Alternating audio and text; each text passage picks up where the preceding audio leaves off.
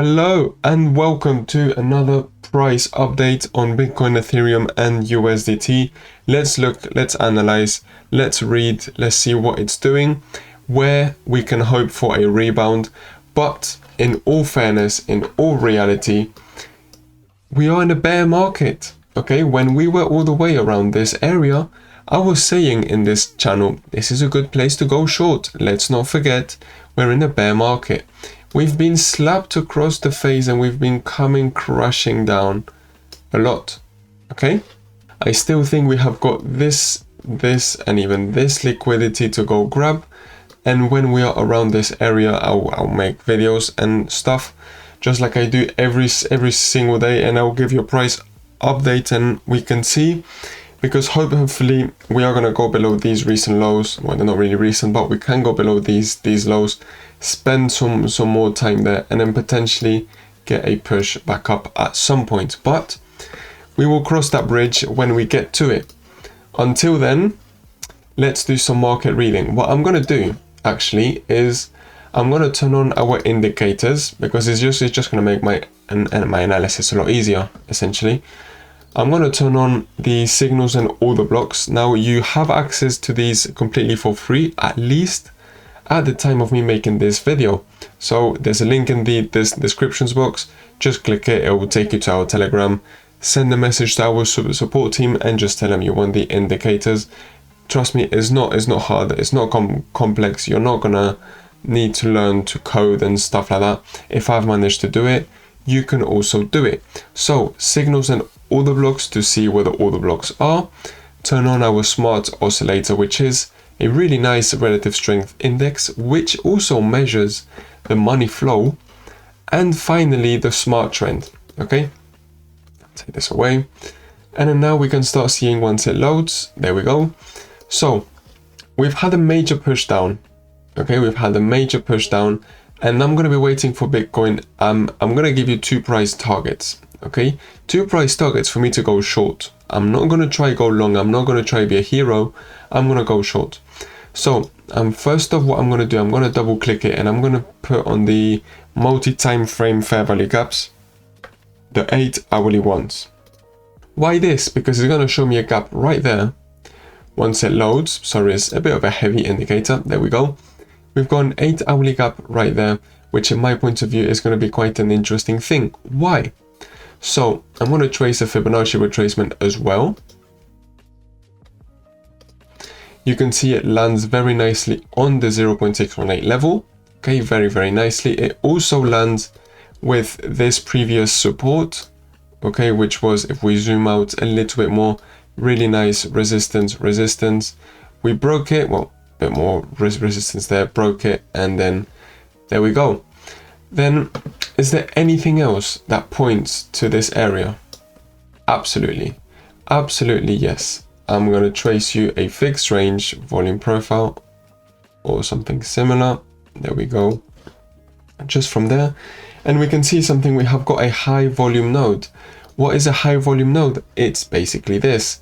That's a high volume node, that's a low volume node. High volume node means there was a lot of transactions going on in this price point. It's a big magnet. Okay, if you actually notice, we've come crashing down, had a bit of a reaction on this blue line, which is the value area high. We then came crashing down as if nothing, and we came exactly we are currently trading actually on the POC, the point of control, which is this yellow line, which is the point which has the most transactions going on. Okay, the highest point of value. And then we stopped eventually at this blue line, which is the value area low. So we didn't just come on random levels, we came on quite specific volume levels. So this one between 70,500 and 71,000 looks like it's going to be quite an interesting point. We've got fair value gap, we've got golden pocket, we have also got we've got some high volume nodes.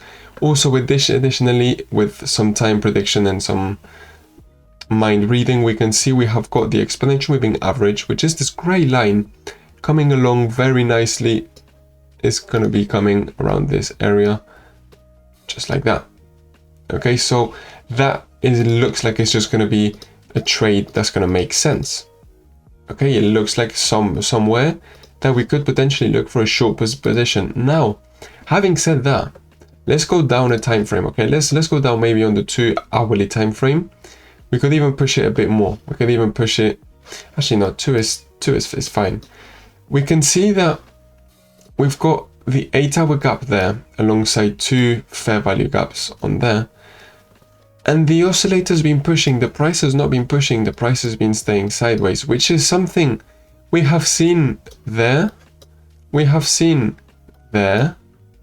Okay, the price has not actually given us much to work with. Okay, so I told you I would give you 2 different trades. There's one there I just gave you, and then 2, potentially this one there, if we do get a bit of a move up. Okay, this is going to be where the exponential moving average is more or less around this area. And even I think on the 1-hourly time frame, we can see this even better. Once it loads, we were actually overbought and we didn't move. Okay, we had a massive move up on the RSI and the price stayed completely flat. We've got the smart trend, which is this purple line.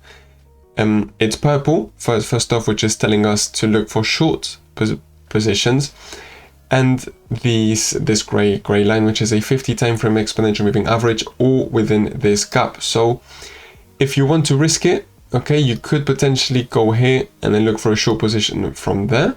Okay, maybe potentially something like this. I tend to look for 2% stop loss.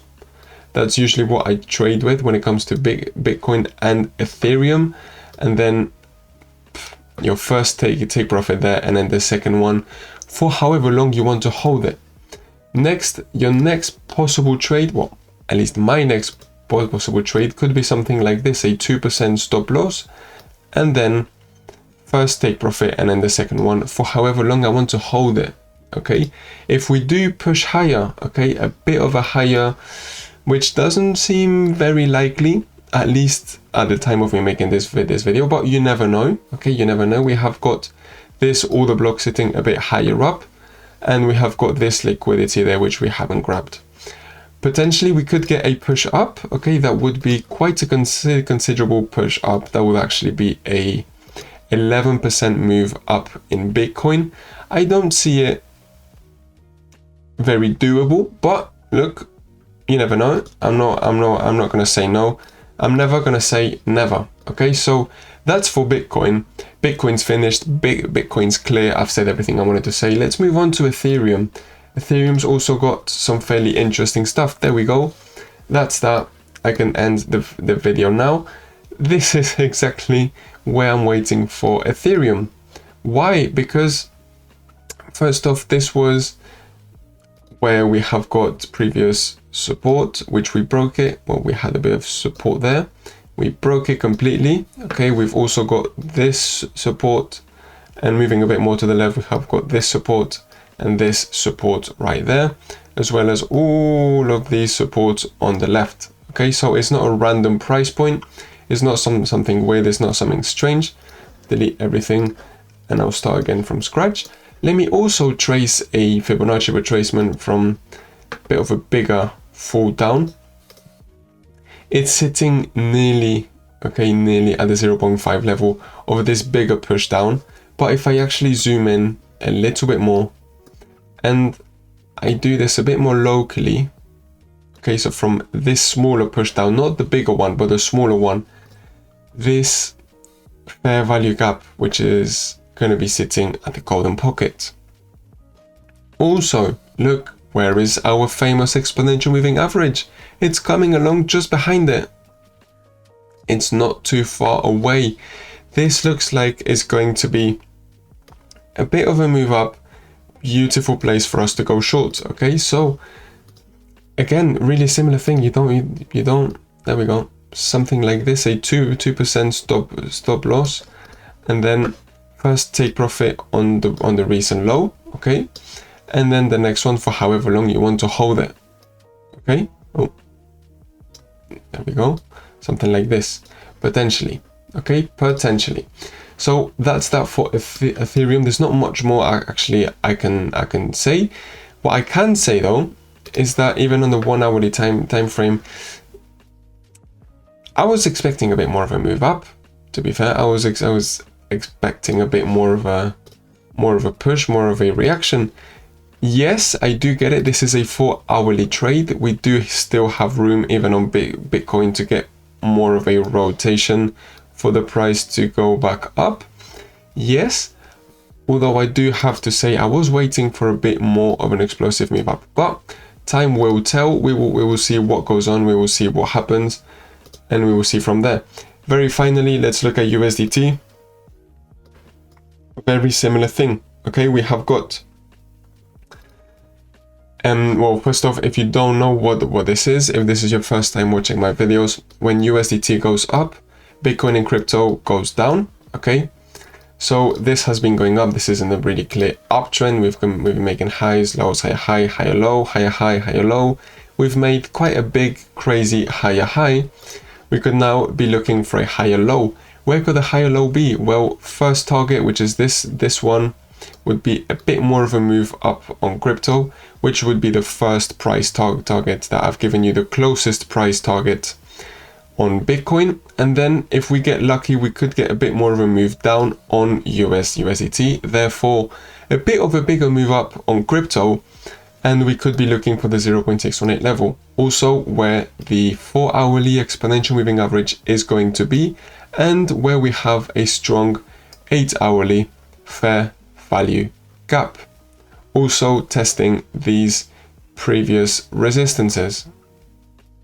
Okay, so it all kind of makes sense. It all, that's my reading, at least. I don't really think we should be getting a much more crazy move up. I don't think that's really doable, but look, you never know. I'm not a wizard. I am allowed to make mistakes. I am a human being at the end of the day. So having said that, thank you very much for watching. Make sure to leave a like, subscribe, and also make sure to leave any of your questions on the comment section, because I'm also there to try and give you a hand and answer any doubts that you have got. Okay, thank you very much for watching, and see you tomorrow for another market update. Bye bye.